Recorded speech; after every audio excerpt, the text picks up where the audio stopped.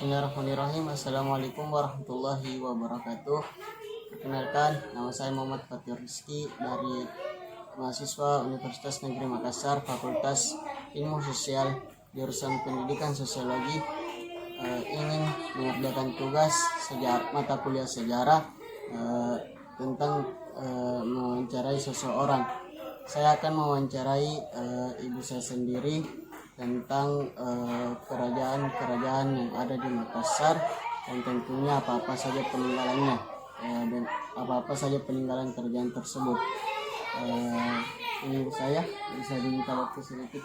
Ya, terima kasih atas kesempatannya. Baiklah, di sini saya akan sedikit menceritakan tentang kerajaan-kerajaan Makassar dan peninggalan kerajaan-kerajaan Makassar. Jika menengok sumber sejarah kerajaan Makassar, kerajaan ini berdiri pada abad ke-16 Masehi. Mulanya kerajaan Makassar itu terdiri atas dua kerajaan, yakni kerajaan Goa dan kerajaan Talok.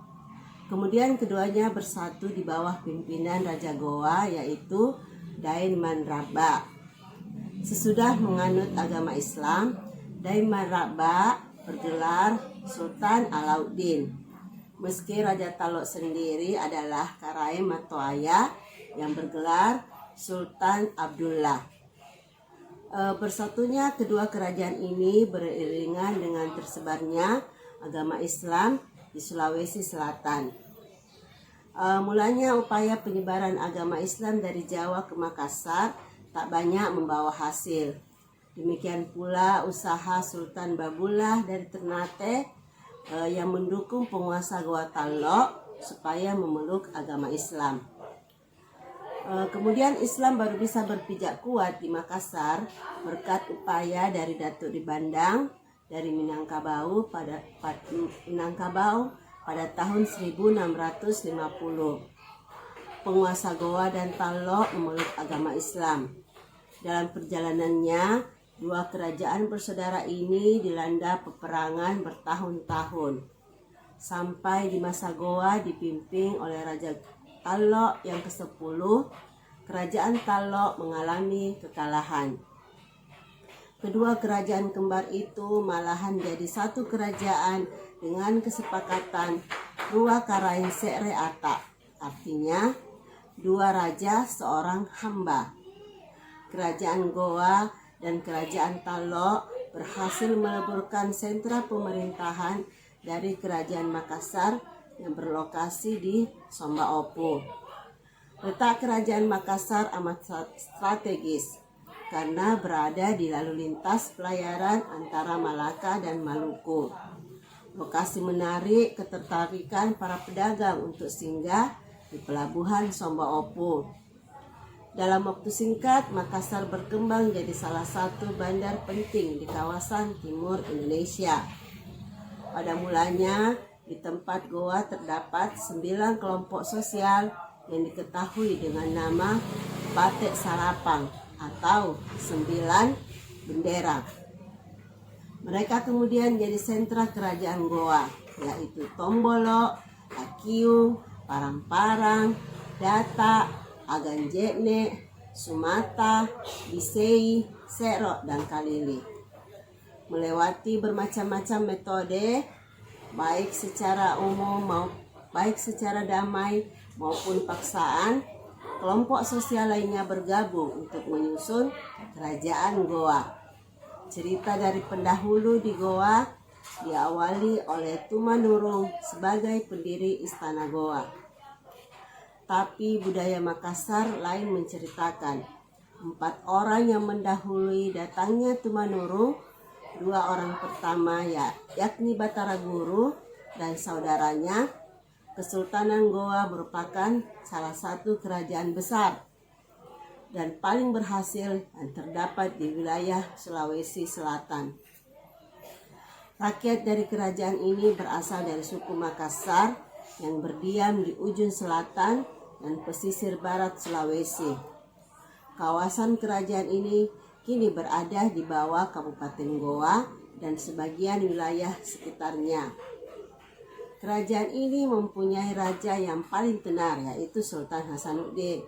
Pasti kalian semua tahu siapa itu Sultan Hasanuddin, karena Sultan Hasanuddin ini salah satu pahlawan yang paling terkenal dari daerah kerajaan Goa, yaitu dari daerah Sulawesi Selatan, yang dikala itu melaksanakan peperangan yang diketahui dengan Perang Makassar yang pada tahun 1666 dan sampai 1669 terhadap VOC. Mereka dibantu kerajaan Bone yang dinahkodai oleh satu wangsa suku Bugis dengan rajanya Arum Palaka. Perang Makassar bukanlah perang antar suku, sebab pihak Goa mempunyai sekutu dari kalangan Bugis. Demikian pula pihak Belanda Bone mempunyai sekutu orang Makassar, yang merupakan perang terbesar VOC yang pernah terjadi di abad ke-17. Bisa sedikit disebutkan apa-apa saja peninggalan dari kerajaan tersebut? Baiklah, di sini saya akan menceritakan sedikit peninggalan kerajaan Makassar. Yang pertama itu Istana Balak Lompoa. Istana ini terletak di Kelurahan Sungguh Minasa, Kecamatan Somboopu, Kabupaten Goa. Istana ini didirikan oleh Raja Goa ke-35, yaitu I Mangi Daimatutu Karaing Bontonompo Sultan Muhammad Tahir Muhyiddin Menangari Sungguh Minasa. Kala itu istana dengan 54 tiang, 6 jendela di sisi kiri, dan 4 jendela di depan difungsikan sebagai museum Balak Lompoa yang menaruh benda-benda kerajaan. Yang kedua, kompleks makam raja-raja Goa Talok. Berdasarkan sejarah kerajaan Makassar, makam raja-raja Talok itu merupakan sebuah wilayah makam kuno yang digunakan semenjak abad ke-17 hingga dengan abad ke-19 Masehi. Lokasinya itu berada di lingkungan Talok, Kecamatan Talok, Kota Makassar. Lokasi makam berlokasi di pinggir barat muara Sungai Talok atau pada sudut timur laut dalam kawasan Benteng Talok.